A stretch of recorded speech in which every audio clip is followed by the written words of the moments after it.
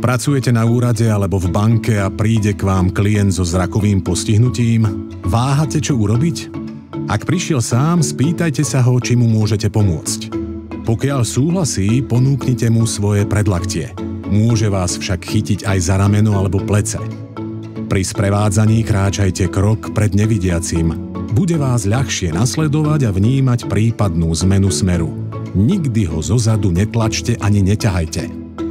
Pri chôdzi nevidiaceho vopred upozornite na prekážky. Napríklad, vpravo pred vami sú schody, smerom hore. Dôležité je zastať na začiatku aj konci schodiska a počkať, kým si schod vyhmatá bielou palicou alebo nohou. Vždy komunikujte priamo s nevidiacim či slabozrakým klientom, nie s jeho sprievodcom. S obsahom úradného dokumentu môžete klienta so zrakovým postihnutím oboznámiť niekoľkými spôsobmi. Ak nevidiaci súhlasí, dokument mu môže prečítať sprevádzajúca osoba, alebo ho môžete prečítať vy. Ale prečítajte naozaj všetko. Neskracujte obsah len na hlavnú myšlienku. Slabozrakému klientovi dovoľte pri čítaní použiť špeciálnu lupu. Človek so zrakovým postihnutím ocení aj možnosť zaslania príslušných dokumentov e-mailom, aby si ich v pokoji prečítal pomocou asistenčných technológií. Pokiaľ chce nevidiaci tlačivo podpísať, informujte ho, kde nájde pero, napríklad pero je položené po vašej ľavej ruke. Následne mu ponúknite pomoc pri podpisovaní. Pomôžte mu umiestniť hrot pera alebo jeho prst na začiatok podpisového miesta. Prípadne mu naň umiestnite podpisovú šablónu, ktorú si priniesol so sebou. Všetko slovne sprevádzajte, aby to nevidiacemu nebolo nepríjemné a vedel, čo sa bude diať. Pri komunikácii nepoužívajte neurčité termíny ako tlačivá máme tam na stojane. Buďte konkrétni. Tlačivá sú v stojane po vašej pravej ruke.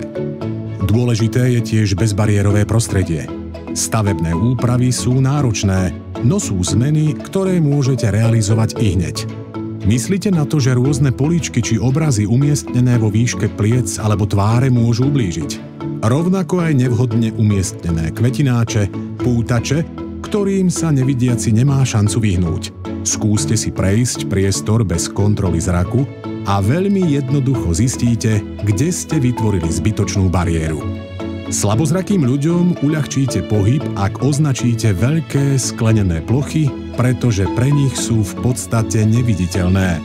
Stačí, ak použijete pás kontrastnej farby. Žlto-čiernou páskou môžete označiť schodisko, vždy prvý a posledný schod. Pomôže aj označenie trasy k okienku či vyvolávaciemu systému, zvukové hlásenie po schodí vo výťahu a ich označenie v Brailleovom písme. Mimochodom, viete, že existuje zvukové označenie budov? Funguje na princípe vysielača. Nevidiaci príde k budove, stlačí svoj ovládač a počuje, kde sa nachádza. Takto môžete označiť nielen vstup do budovy, ale aj ďalšie dôležité priestory. Ak potrebujete poradiť s ozvučením budovy, odstránením bariér, ale aj s popiskami v Brailleovom písme, kontaktujte Úniu nevidiacich a slabozrakých Slovenska. Radi vám pomôžeme. Ďakujeme, že vám potreby ľudí so zrakovým postihnutím nie sú ľahostajné.